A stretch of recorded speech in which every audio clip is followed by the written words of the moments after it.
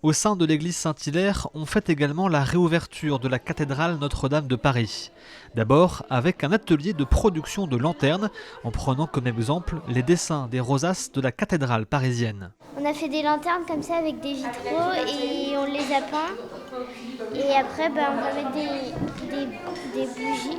bougies, on va les mettre à l'intérieur et on pourra les utiliser pour Noël. Puis les chanteurs de l'ensemble vocal de l'Institut musical de Vendée se sont emparés du lieu pour le sublimer de leur voix.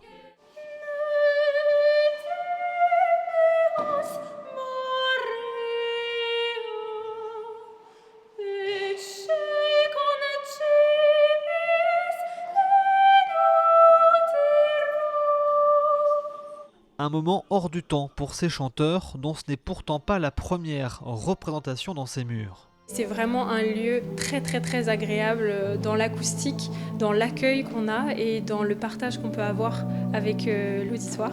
L'église Saint-Hilaire, qui abrite devant des vitrails, est intimement liée à la cathédrale Notre-Dame de par son histoire, mais aussi parce qu'elle abrite un ancien vitrail de la cathédrale qui a été installé dans les années 30 puis retiré lors de la guerre, un vitrail conçu par le Vendéen Louis Mazotier.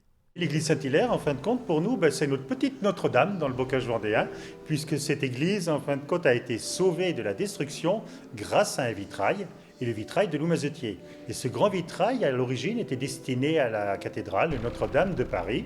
Il a même été exposé à Notre-Dame de Paris, puis suite à la guerre, après, il a été restocké dans des réserves du ministère de la Culture à Notre-Dame, et il a été par la suite prêté au département de la Vendée, qui nous l'a prêté ici pour qu'on puisse l'installer dans l'église Saint-Hilaire. Le temps d'une soirée, les visiteurs ont donc pu découvrir un petit bout de Notre-Dame en Vendée et célébrer à leur manière la réouverture de la cathédrale et découvrir le travail des artisans vitréistes vendéens.